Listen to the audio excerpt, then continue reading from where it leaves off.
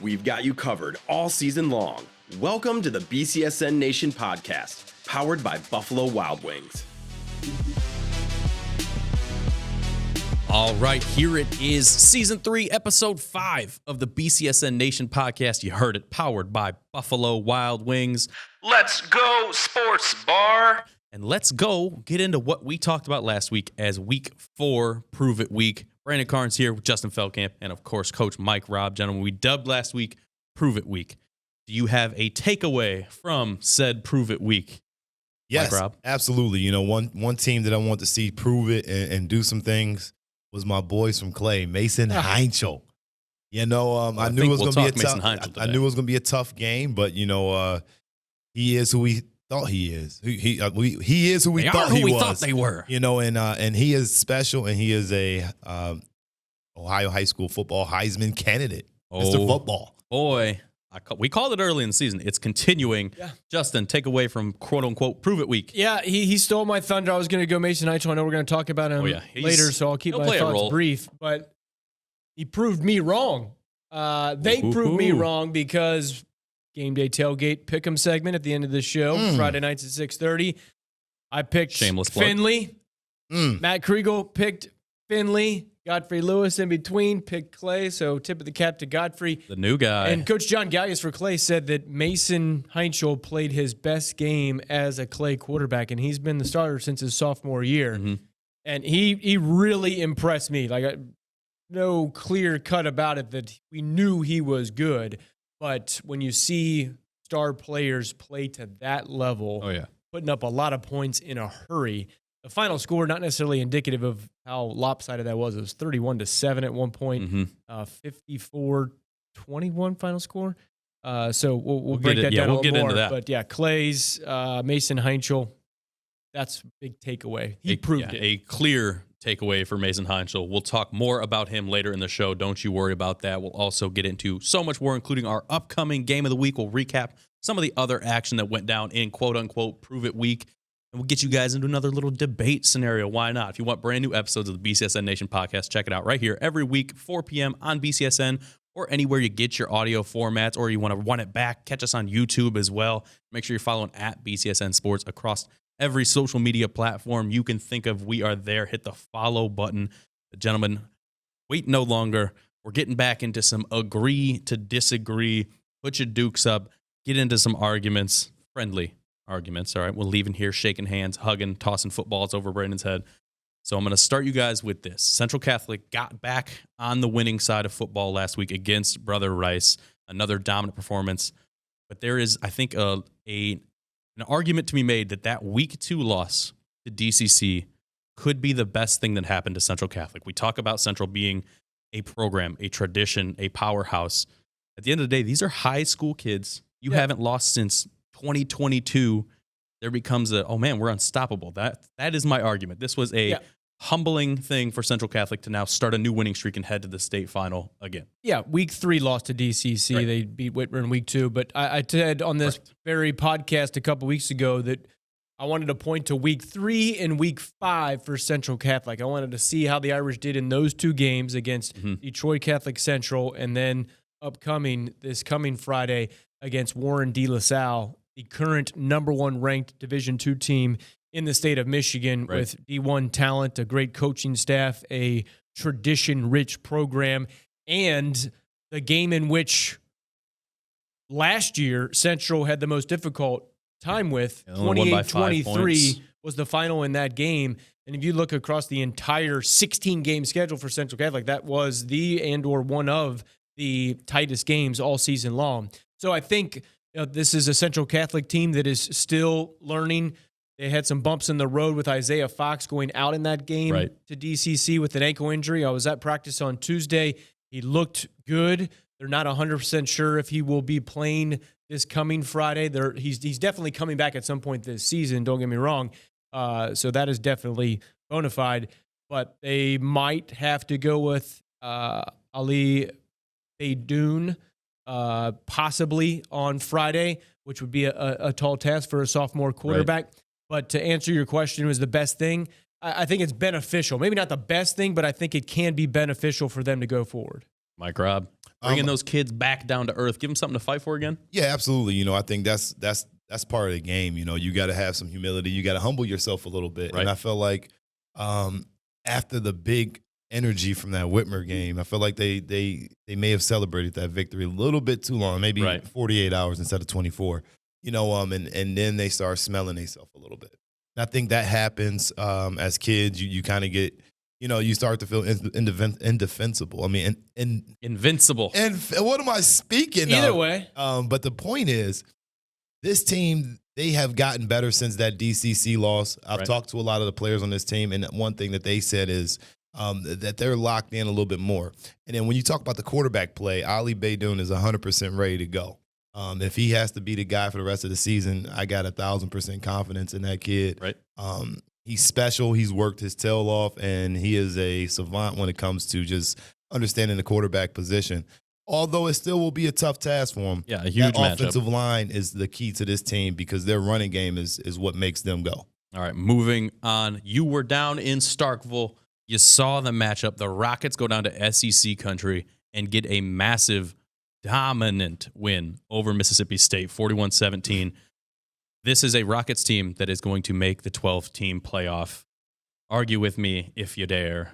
I will say, can they make it? Absolutely, yes. Is it going to be an uphill climb against fellow Toledo-like teams? 100%. Sure. Look no farther than in their own conference. You just saw Northern Illinois a few weeks ago take down Notre Dame at Notre Dame.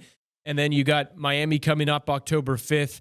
You got that NIU game at NIU October 19th. And then the BG. I think this is a stretch. Correct. Over that span immediately after NIU, BG at the Glass Bowl October 26th. That's going to be a doozy of a game, in my opinion. And then if you look outside of the MAC as to who the competition could be, similar to last year, remember UT was in it till the end against the likes of Liberty from Lynchburg, Virginia, where they ended up going to the New Year's Day Bowl and played Oregon and got spanked. But Memphis, Liberty, NIU, BG, San Jose State, UNLV, Coastal Carolina, James Madison. Those are the teams in that bunch of the non-Power 4, Power 5, depending on how you want to look at it. That's going to be UT's competition. And then I think this coming weekend, heard a quote from one of the UT players saying that they think that Western Kentucky, UT's upcoming opponent on the road, is better than Mississippi State. Right. So avoiding a letdown, it's natural, human behavior type of deal. But I think the time span between those two games, and I think the leadership, I've asked Coach Candle this in the past, what's the difference maker on avoiding letdowns? And it's the captains, the senior leaders, the group, and the culture.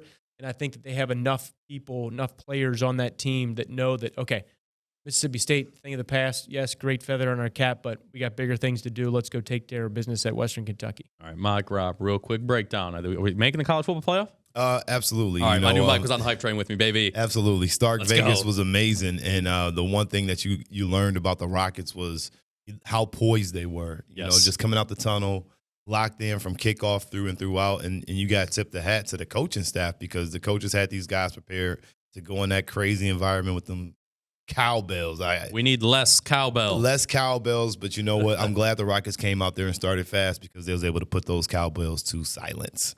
Silence the cowbells. We'll silence the doubters when we get to the college football playoff. But now we're going to speak loudly about our college football. No, just our player of the week from Family House. Hit the white. There he is, Mason Heintschel. We already talked about him. The kid is a stud, and my goodness, you see the stats. 512 yards of total offense, 5 touchdowns, 326 through the air, 186 on the ground. Mason Heintschel was a problem for Findlay and is going to be a problem for every defense that dares to look number 6 in the face the rest of the season, gentlemen. Yeah, and I misspoke. 54-40 was the final score. Yeah, late push by Findlay. Late fourth quarter scoring there when maybe some backups were playing. But yeah, Mason Heintschel was absolutely terrific. It was one of the best performances from a single player I think I've ever seen in the area. He was Johnny Football. He was every Heisman contender. He was Caleb Williams. Just anything that he could do to move the ball down the field, he was doing, and it looked like he was having no problem doing it. Yeah, when you play against Clay, you got to stop the quarterback, and that's simply Good luck. what you have to do. And like you say, good luck. But the best way to beat Clay is to have an explosive offense and also to have a solid defense. I thought Finley was going to be a little bit more sound on defense, and it absolutely wasn't. This is just a upside down season for Finley. They're going to have to just kind of get back to the drawing board. Although that quarterback of theirs, he put up a lot of yards. We'll talk about some stats. It was good, but Mason Heintschel, tip the hat to you, big dog. Yeah, tip the cap, give him his medal. Family House Player of the Week. Family House will make it together, and we'll be right back together after a 30-second ad from Buffalo Wild Wings. Buffalo Wild Wings, buy one, get one free. Boneless Thursdays saved me so much cash. I can finally do everything I've ever wanted in life, like skydiving. You ready? No, this was a mistake, a huge mistake. I want to go back. Go! Yeah, I'll probably just use the money I saved to get more buy one, get one free boneless wings at B-Dubs. No brainer. Buffalo Wild Wings. Let's go sports bar. At participating locations, not valid with other offers or discounts. See website or app for details. All right, with skydiving on the brain, we'll just jump right in. We've talked about the matchup. We've talked about Mason Heintschel, but the game in general, we talked about Clay, 54-40 over Finley. But the quarterback play between both of these teams, we talked about Mason, but you have to have a lot of hope if you are Coach Adams and Finley with the way Landon Eckelberry played. 506 yards through the air and 5 touchdowns. Hit Jacob Ragland for 15 catches, 313 yards and 3 touchdowns. There's a lot of hope if they can clean up some things on defense. And it's not often you're going to face a Division I quarterback with the level of talent Mason has every single week. You look at the yardage there, and I don't want to take anything away from Finley, but, he's taking it away. Don't listen to him. I'm taking it away. Okay, you got one guy that had 300-plus yards. Carter Imke had 200 yards, too. And so when you got guys that's able to catch 15 catches and do a lot probably with his own legs, and we saw Ragland do that every week of the season, so he's special. Explosive. But the problem is you look at the box scores, and sometimes you can look at even, you talked about Toledo and Mississippi State, you look at the box scores and you say, wow, that quarterback played great. Well, he got all of his yards in the fourth quarter. Yeah, they scored basically everything they did. And so it's like, this team is still good, but they got a long way to go. They're going to lose a lot of pieces, and they still got a tough stretch. But for Clay, again, this team can be beat, and they'll be beat pretty badly if you can play some defense and got an offense. But if you do not stop Mason from getting outside the pocket, you're going to get hurt. The kid can run, and I think that's where everybody just forgets about him. They fall asleep that this kid can run. And Ostrander and company, those guys can catch, and they help him out big time because they make big-time catches on the sideline. And the big thing for Mason is when he starts to run, his eyes stay downfield. He made a couple of amazing throws while moving outside of the pocket. But for Finley, I think the stats are kind of a mislead because if you're throwing for 506 yards, that probably means you're down and you're trying to get the ball downfield. We'd love to see more rushing yards. I'm sure Coach Adams would too down there in Finley. Yeah, and you guys mentioned Jacob Ragland. He is a full-blown game breaker. I mean, he's got speed, he's got versatility, he can get to the outside, he can cross pattern and make people miss. Devontae Hill 2.0. And yeah, he is fun to watch. One of those guys that I always say worth the price of admission. But for Clay, you say stopping the defense, and it's you do have to stop the quarterback, and good luck. But the pieces around Mason Heintschel this year are improved, and a lot of guys got a lot of playing time and a lot of opportunities, and they made the most and seized those opportunities last year. The Hudson Byers, Troy Hazudas, but they have had a number of other guys. And then with Mason Heintschel, he's kind of 2-in-1. He can pass and throw, so you got to take into consideration his running ability. Pick your poison. And yeah, exactly. And with them taking that step forward, all of them have, a lot of those guys on Clay's side have been playing together since they were playing Pee Wee football in grade school, junior high, and all the way up. So they know that this is not a last stand. There's graduating classes each and every year at high schools all across the country. But they know that this could be a special year where they go beyond a 4-6 record and get a 13 or 14 seed in the postseason and face a team from outside the area and get beat or get destroyed. Right, they're playing for a home game. Playing for a home game, playing for a winning record, playing for a Cardinal Division title, playing to knock off more Buckeye Division teams. They've already done it here to Finley. So there's definitely some opportunities for growth and for more statements on this Clay schedule. And a big one coming up for Clay this Friday we'll talk a little bit more about when we check out the games list. But for now, we're going into our clip of the week brought to you by Renewal by Anderson.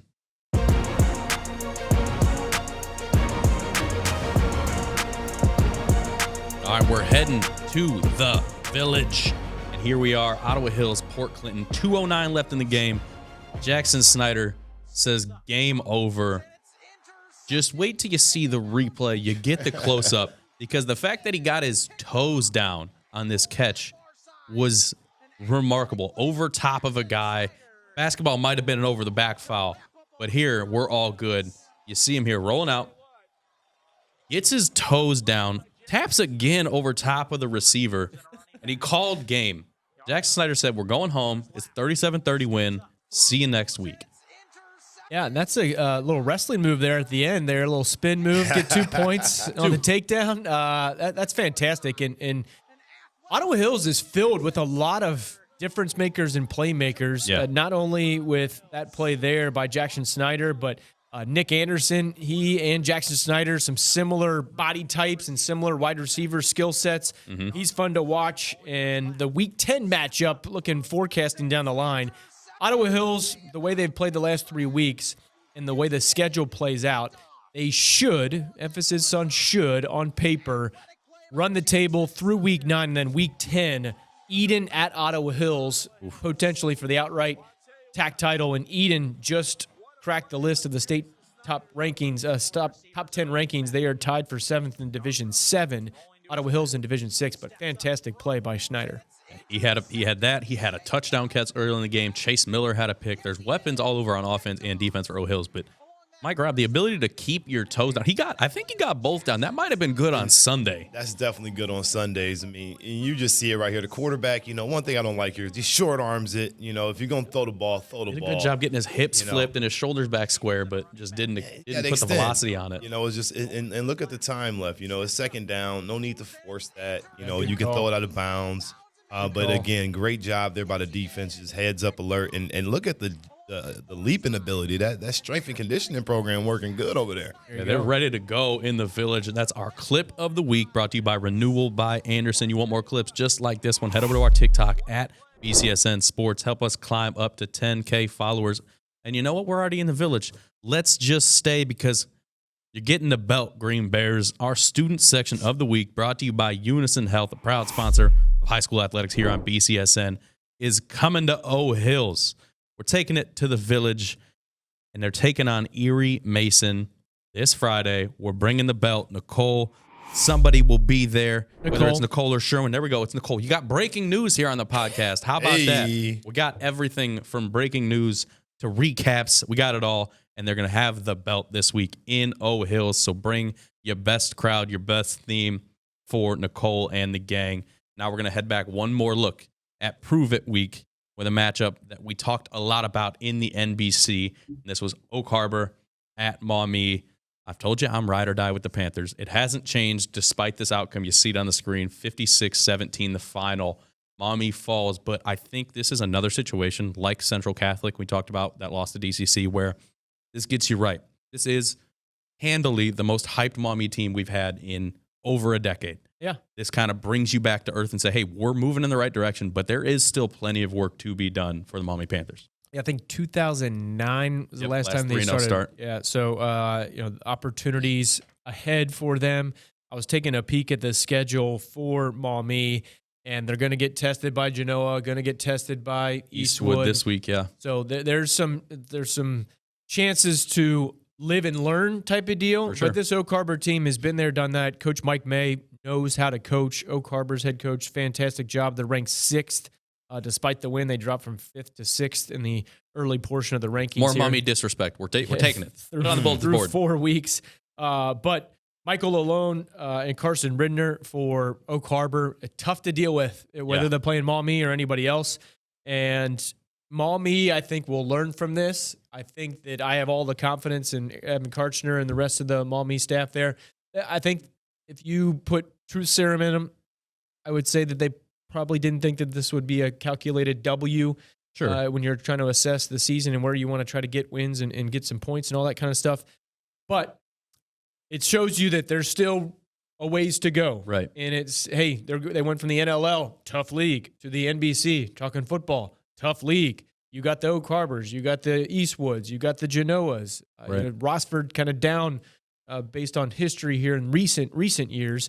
But Rossford's a good football program with a good head coach there. So there's going to be difficult road ahead for all of the teams in the NBC, including Maumee. Yeah, lighting a fire, I think this one does for Maumee because they have to turn around, and Justin just talked about it. You got 4-0 Eastwood now this week, so you go from number 6 in the state against Oak Harbor to now Eastwood, who's right up there with the best teams in the area.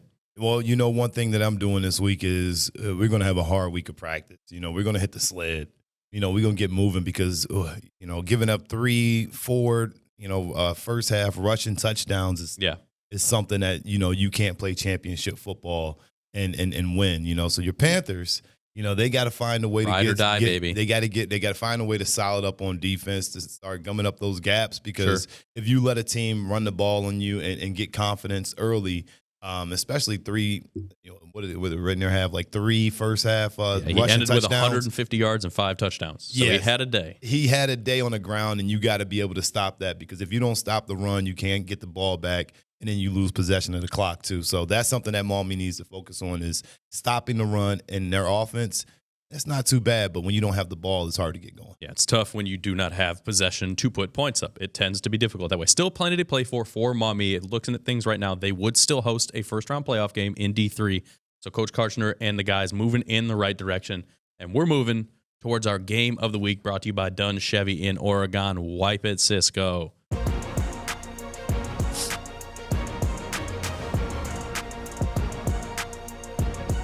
All right, game of the week, St. Francis at St. John's. It's a rivalry on Friday night live on BCSN and the BCSN Plus app. St. Francis 3-1, a huge comeback win over Clyde last week. They won 30-13.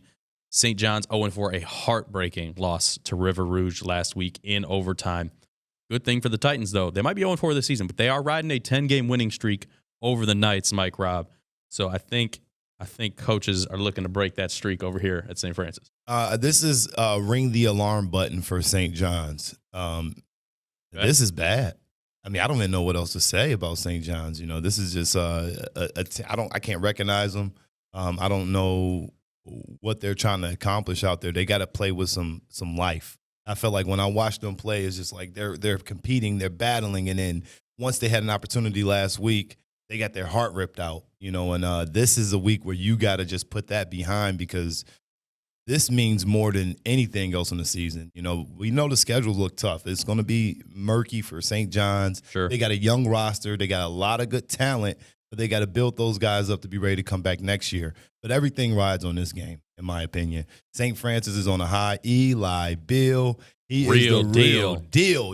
He's going to get going, and that's one thing we haven't seen from St. John's is their rushing defense, being able to slow somebody down. So Coach Mack, they got their hands full with this explosive offense, and St. Francis coming in here with this confidence that they hadn't had since the Cromwell days. Now they're back, and St. John's on the other end of it. Do I think that they have a chance? I think their quarterbacks are just good enough to be able to still beat you, but their receivers are still extremely young. So they got to find a way to create some offense and put some points up on the board, and that's been a struggle for them. St. Francis, on the other hand, they got to continue to keep getting better defensively because I like what they've done. Big Polk and the rest of those guys are good. Brown.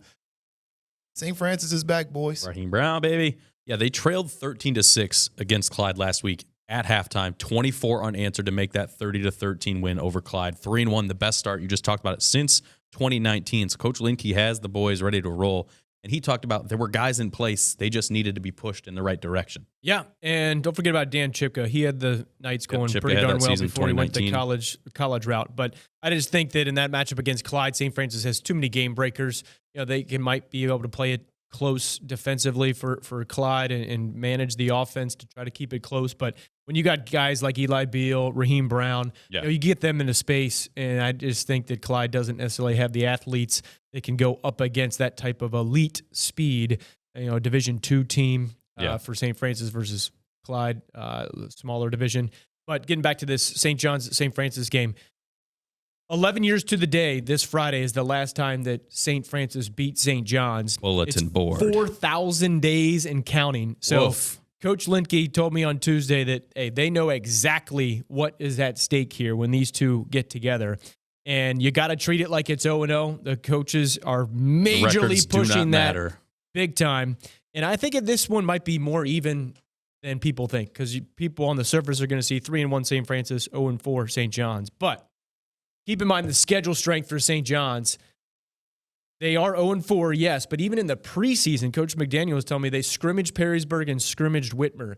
So if you total all 6 opponents, including those 2 preseasons, 19-3. Yeah, those 6 teams are 19-3.